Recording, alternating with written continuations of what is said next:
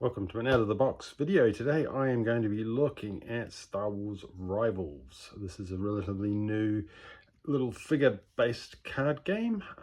It is by default a two-player game. It comes in a starter pack, in which case you get Vader, Ventress, Luke Skywalker, and Clone Commander Cody. And then you can buy, it's an expandable game, so you can buy boosters that'll have one random figure in it.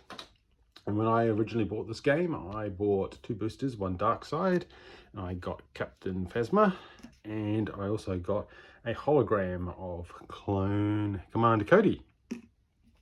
So what I'm going to do today is I'm going to give a brief overview of how the game works, and then talk you through, maybe do a bit of a playthrough of a solo automata I have built so I can play it, because it is primarily a two-player game.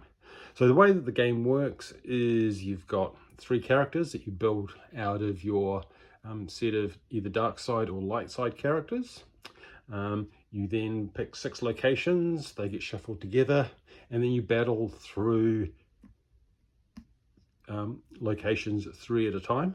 And what you end up doing is there's a deploy phase where you deploy to your different locations using your characters. Then there's a dice. Either if you've got a starter pack, you've got a prism dice. If you've got a booster, you just get a standard d6. And this then determines which of these 3 locations are actually going to score that round. So say you roll the dice and you get a 2 and a 3. This is after you've deployed. Then you'd only actually be scoring 2 and 3 that round. Those ones are kind of wasted. That being said, each character has a set of cards. They all get shuffled together, and they allow you to do other things.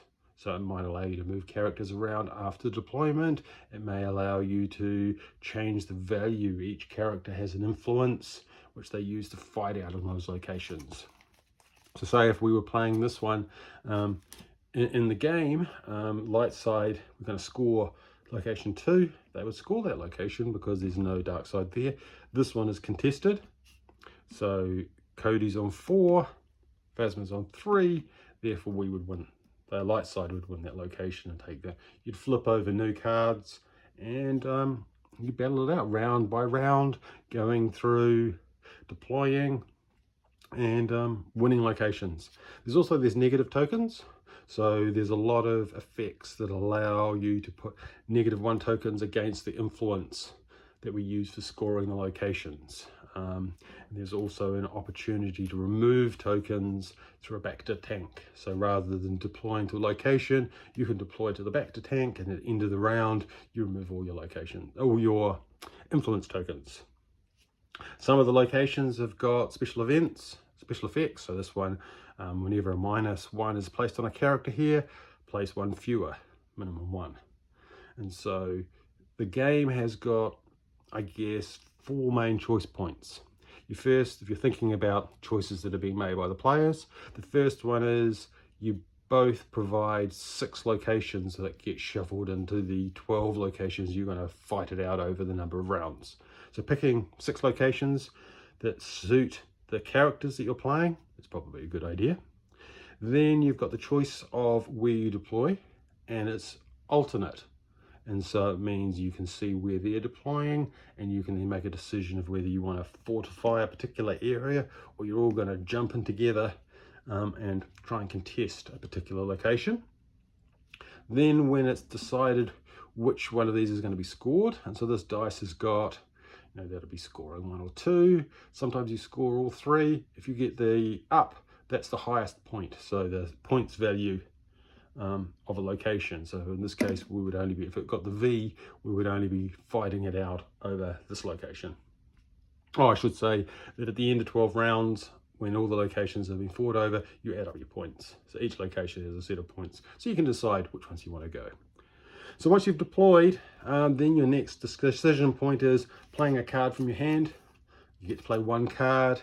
Again, these have different effects. Yeah, there's another thing of the cards. Some of the cards have got missions on them that are sets of conditions that may happen throughout the different rounds. If you meet the conditions, you can play the card at any time. and then score points as well. And so that's kind of an added way of getting points. So as a 2-player game with lots of, well, 4 main choices, I wanted to look at how I might make it a solo game. Oh, one other thing, the hologram figures. I was pretty unlucky that I got a hologram of one of the figures out of the starters. The hologram figures have slightly lower stats, but they do allow you to have an extra card. So normally you have 3 action cards that you hold in your hand. If you've got a hologram in your team, you can have 4. So it's a little bit of an advantage, but I'm pretty disappointed that they're exactly the same otherwise, all the other cards. So that's a bit of a shame. So I mean, you could play this one-handed. You're playing both sides, and it might work okay. I do know that some people think about rolling a dice, just random for the deployment. I wanted something a little less random for a solo variant, and so I built a set of cards. So I built a 9-card. I like card-based automatas, and so what these have in them is they have 2 sets of options. So there's a deploy, they're doing the deploy phase, and then when you have to make a choice, you flip over a card and it'll tell you, if you flip over this one, if 3 is valid, you put it there, otherwise you start moving in the other direction. And so there's a whole lot of randomization, but it's not as random as just rolling a dice. The easiest way to demo this is to run through a playthrough. So that's what I'm going to do now. So I'm going to use my solo automata, which is currently in version 2. So I've uploaded that on Board Game Geek. Feel free to download it, and if you've got this, have a bit of a play. I'd be very interested in feedback. I like to shuffle all the locations rather than pick one side or the other. So I'm just going to pick 12. 1, 2, 3, 4, 5, 6, 7, 8, 9, 10, 11, 12. Put the rest back in the box. So the first 3 we will be fighting over are Geonosis Weapon Factory, the Night Sisters Fortress Entrance, and Vader's Meditation Chamber. So one of the challenges for the automata is making appropriate choices. Of course, it doesn't know what's going on in terms of context. I cheat a little way because I know that when I deploy my side, I don't know which location is going to be scored. So I add a little bit of a cheat to the automata by giving it a bit of an advantage by saying, I'll pull over one and say, right, this round, Ventress is actually going to deploy after we've decided which one's going to score. So it means that every round, the automata will at least have 1 character on one of the scoring locations. Gives it a little bit of an edge, and I think that's kind of helpful. So I'll reshuffle this out. The other thing I do with the automata is I give them, again, we put their cards together, I give them 4 cards, and they get to play 2 per round, whereas myself, the player, only has 1 per round. And again, that will all become very obvious when I start playing. So this is round 1. Ventress has already been reserved. I give the player the high ground, because it allows us to go first. I get 4 cards because I've got a hologram, and I'm going to play them face up. Oh, that was the other decision points you've got. That if you look at your cards, you know what's going to happen, so you can use that to strategize. So if you know that you're going to put it at one location, but you've got a movement card, like this one, allows me to move someone from Cody's location.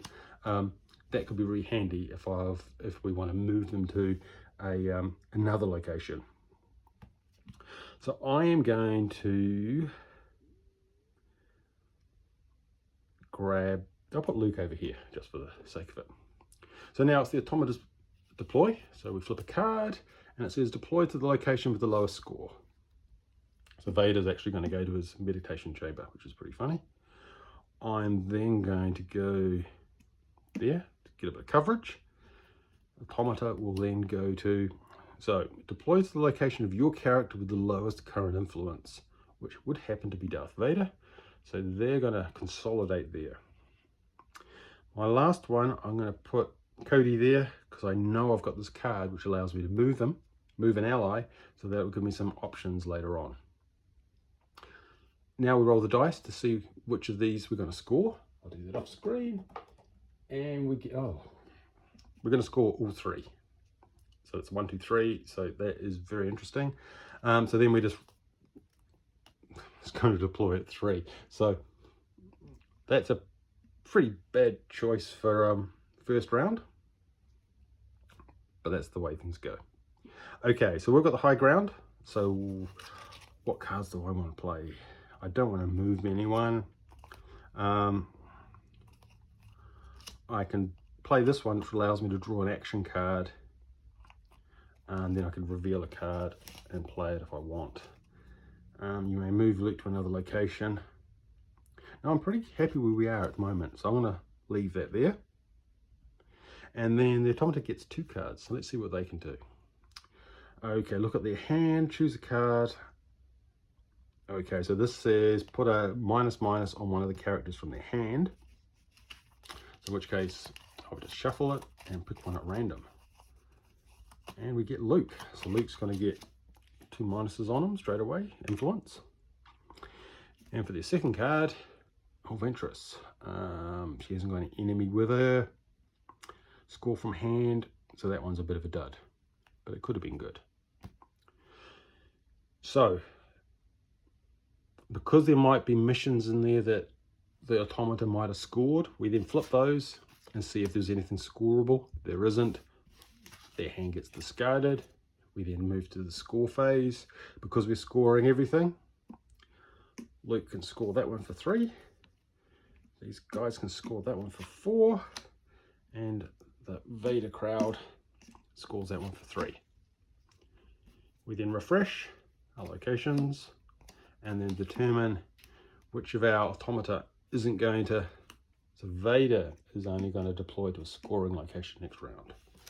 We then shuffle our automata deck. A bit of shuffling gets involved, and we refresh our cards. So I've got 4 cards, so I won't be drawing any more. Automata gets its 4 face down cards, and we're ready for round 2. High ground is moved, dark side goes first. Ventress is going to deploy to the location of your character with the lowest current influences. There's no character there, so that's invalid, so we get a new one. Find some Bacta, deploy to your location with the character with the highest, also invalid. So if you get an invalid card, you just keep on rolling till you get a new one. Apply to the location with no location effect. So that's that one, which is quite a good score. I think I'm going to go for the biggest score with Luke. Automata is going to go find some Bacta, deploy to an empty location. So Yoda's hut. I think we're going to go there. Fortify that. Darth's not going to go yet. I'm going to hedge my bets and try and take on Ventress. Then we roll to see which ones we're scoring, and we're scoring the highest. So we're only going to be scoring those 2 now. So Darth will then go to 1. So the arrows, if 1 wasn't scoring, the arrow would mean would wrap, and he would go along till he got one that was scoring. So Yoda's hut's getting pretty contested. Because it's dark side has the highest ground, we do 1, then we get our card, and then they do their second card. So they get interleaved. Darth Vader, your opponent must discard their hand. Wow, that is incredibly powerful. So I have to discard my hand, and everyone that I have a unique character of gets a -1. The dark side straight out of the starter box is pretty vicious. Then it's my turn to play a card. I don't have any. So dark side gets to play its second card. You may discard an ally's card from your hand. If you do, move Ventress to that ally's location and place a -1 on an enemy there. Oh, play. Okay, do I need that? What have we got? Okay, so we could discard Phasma and jump to there and place 1 on an enemy. So that means Clone Commander gets a -1. We're actually getting hammered. So then there's nothing else to score, no other missions, so they all get discarded. Now we do the scoring. That one's easy because Luke will score that one. So we're now 14. This one, oh, he's on 3 and they're on 6, 12. So the dark side dominated that one easily. Even here, while scoring, double the influence of the lowest character here, even doubling. Well, the lowest influence was Ventress anyway. So they scored that one. So end of round 2, we are on 14. Automata is on 9. That one didn't get scored, so it stays. And we get 2 new ones. Next round, Ventress is not going to deploy. Well, she's going to deploy to a scoring location. We shuffle those. I get some new cards. 2, 3, 4, which is handy. They get 1, and then we shuffle there. So there's a bit of shuffling. So I've sleeved all my cards, even though they're funny shaped. They fit into, I think these weren't standard sleeves. These were ones that were 63 by 88. So then I think they're European sized sleeves, standard European. Okay, and I think I get the high ground, which means I go first. Luke's getting a bit weak. I printed out this, by the way. I printed out a Bacta card. It was on Board Game Geek. I think I'm going to stand him to there for a bit of recovery. We're ahead, we can cope. So, deploy to the location with your character. We don't have any. So those kind of comments are there so that we start, the automata starts grouping. It gives them a better chance. Deploy to the location with the most advantageous effects. Well, it's going to be dark side users get +1. I'm going to grab, actually I'm going to go grab tentative 4 away. Automata is going to find some Bacta, but it doesn't matter. Deploy to your character with the lowest current influence. That's still Darth.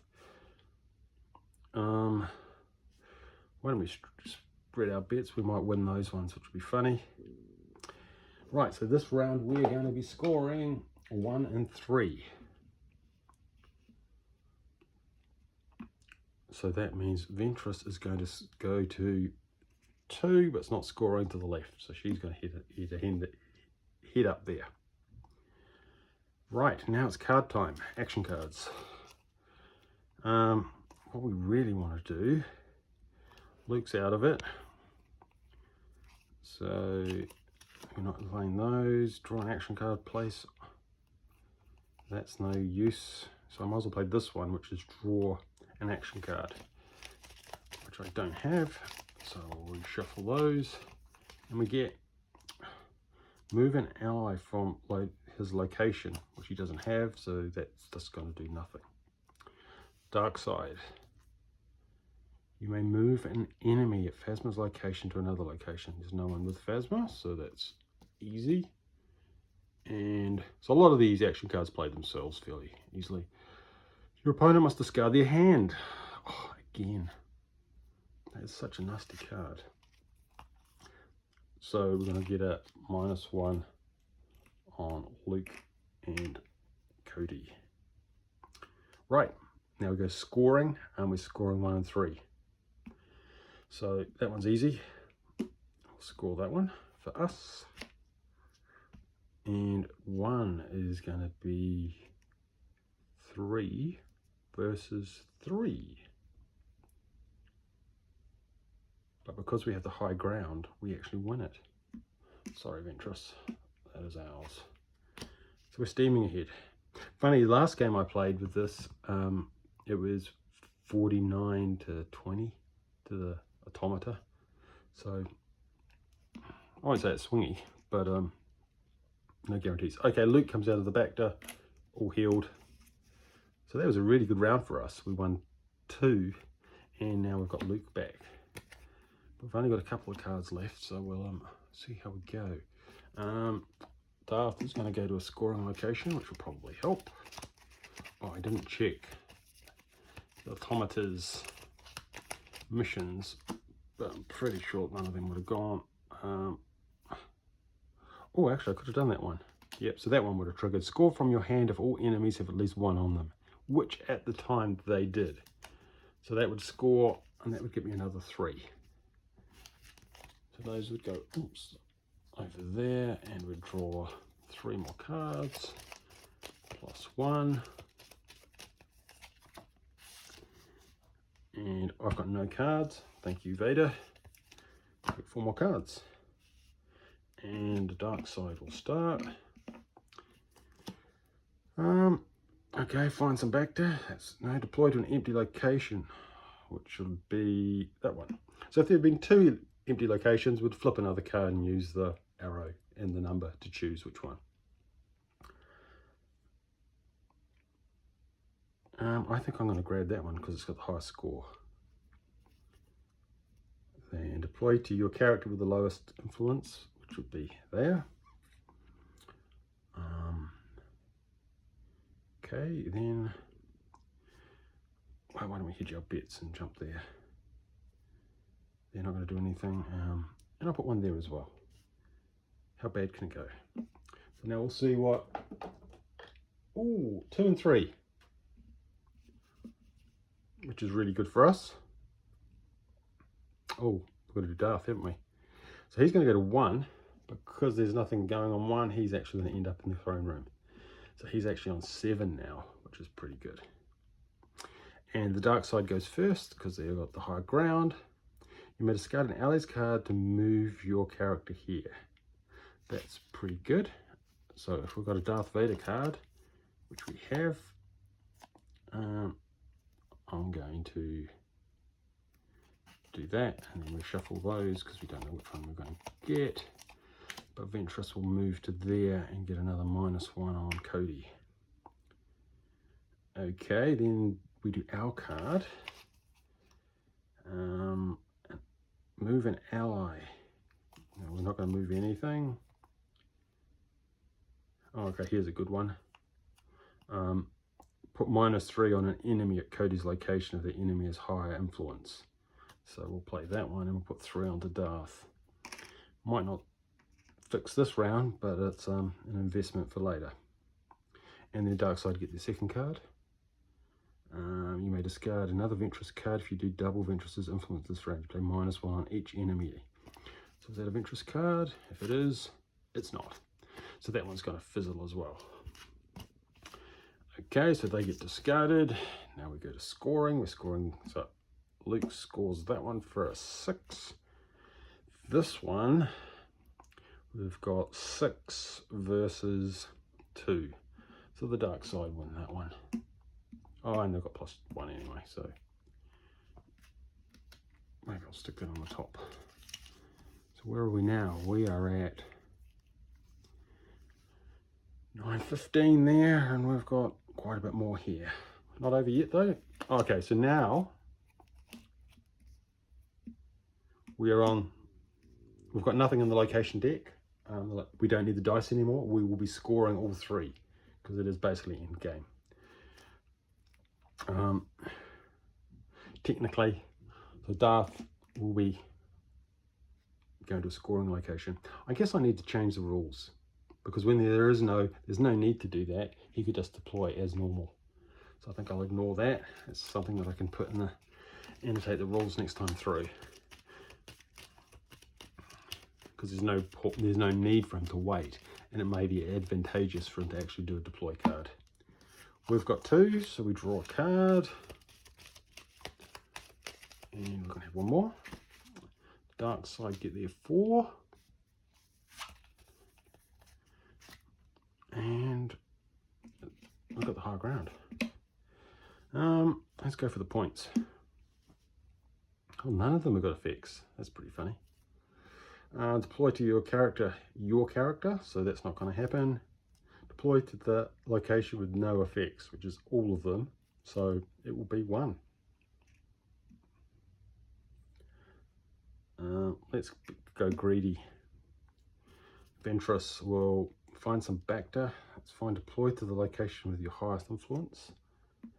So she's going to go there with Darth. I want to do that one. deploy to the location with the lowest score.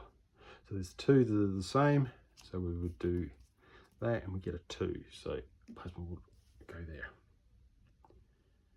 Right. Draw an action card, move Luke to another location. I think we're pretty much good here. Move an ally. No, I think we're going to try, we'll play that, draw another card, and hopefully we get a Luke card. No, none of those are good, so that's not going to help. Dark side, get their 2 cards. Ooh, okay. Enemy gets -1 to Luke. And then the second card, choose 1 card in your opponent's discard pile. Place -1 on that character's card. Then place it on the top. There's only 1, so there's no choice there. So it's going to be -2. And then it goes on the top. But we don't care about that because it's the end of the round. Then we get to scoring. So we're going to score everything. So that's an easy one. This one is probably going to be easy because we're on 6 and Luke is only on 3. So the dark side will win that one. And this one, well, he's on 0. She's on 3. So the dark side win that one. And we're done. Then it's just a matter of working out. Well, the dust is cleared. Who's won? So what have we got? We've got 10, 21, 24 for the dark side. Oh, 24 plus, oh, I think I added that in, didn't I? I added that in? Yeah. 24 for the dark side. And I got 10, 20, 29, 32. So I win. Like I said, last turn, last game, it can be a bit swingy. Work in progress. Hope you enjoyed. That's my current solo variant for Star Wars. Rivals, don't forget to subscribe and like. And if you want to see 2 more booster boxes open, then that's going to be my next video. I'm going to open my next 2 and hopefully get some better characters. Don't forget to subscribe and like.